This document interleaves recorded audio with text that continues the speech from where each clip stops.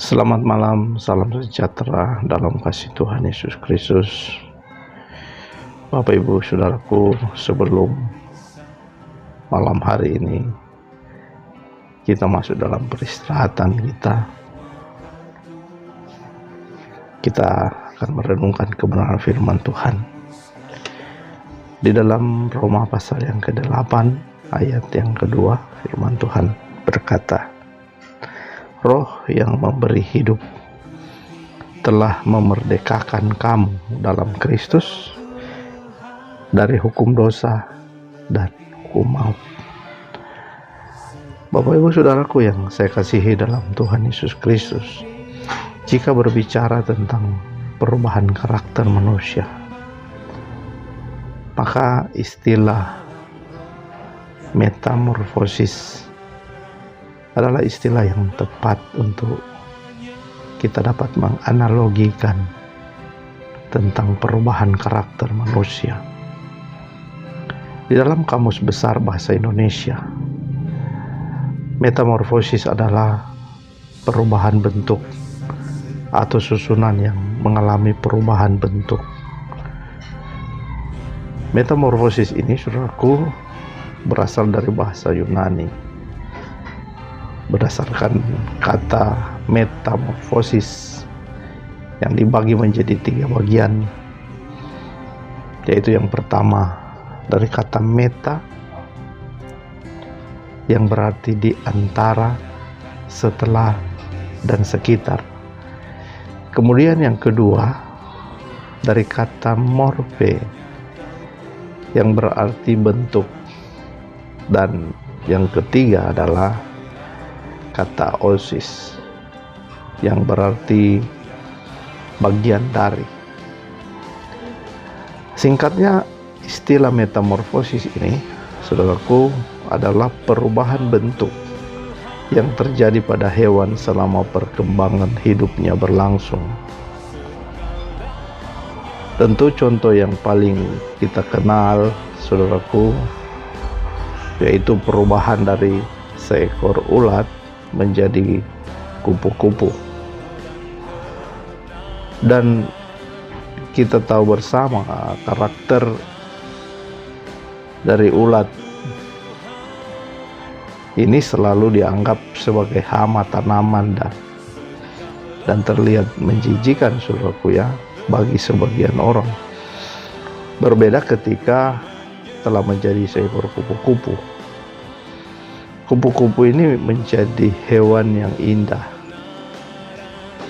yang disukai oleh hampir semua orang, bahkan dapat membantu proses penyerbukan bunga, saudaraku. Sehingga metamorfosis yang dialami oleh seekor ulat, seharusnya keadaan kerohanian kita juga demikian, saudaraku. Ketika berada dalam lingkup kemerdekaan yang telah Tuhan berikan, ketika Tuhan menebus kita di kayu salib, Dia tidak hanya membebaskan kita dari perbuatan jahat semata-mata, tapi juga membebaskan kita dari kodrat dosa, hingga kita dapat berkarakter ilahi.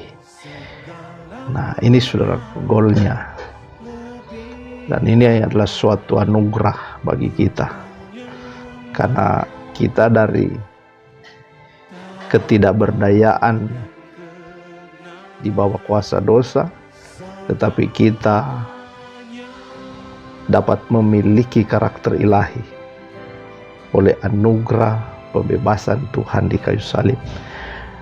Saudaraku yang kasih, mungkin dahulu kita berkarakter yang sangat buruk, berkarakter yang tidak baik, yang tidak berkenan kepada banyak orang, atau terlebih kepada Tuhan, hingga kita dianggap seperti hama bagi sesama kita.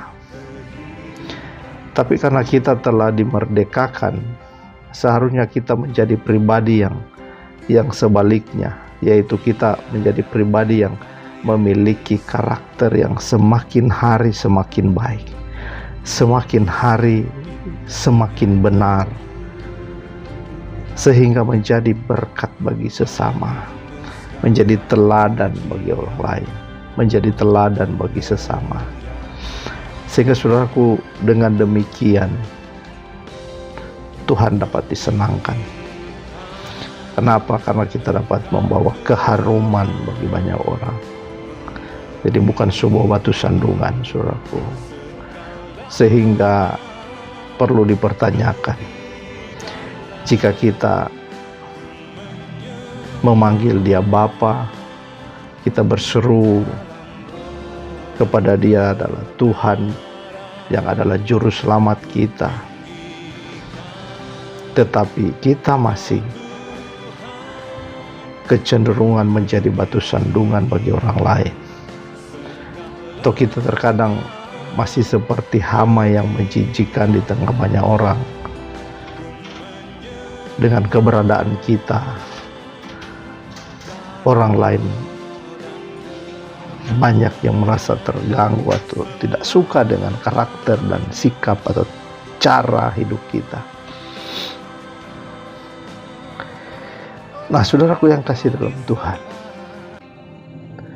dengan demikian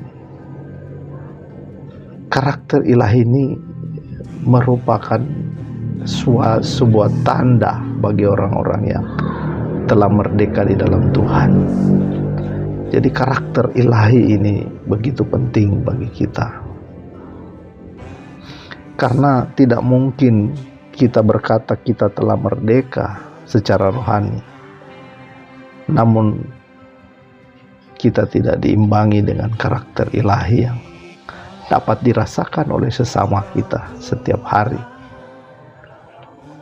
Sehingga Bapak Ibu Saudaraku yang kasih dalam Tuhan, mari kita berusaha berjuang untuk memiliki karakter ilahi, menanggalkan setiap karakter yang tidak berkenan di hati Tuhan. Sehingga karakter ini adalah perjuangan seumur hidup kita, saudaraku. Selama kita diberi Tuhan kesempatan hidup, selama ini kita harus terus berjuang untuk kita menanggalkan karakter duniawi kita, karakter lama kita mengenakan karakter ilahi,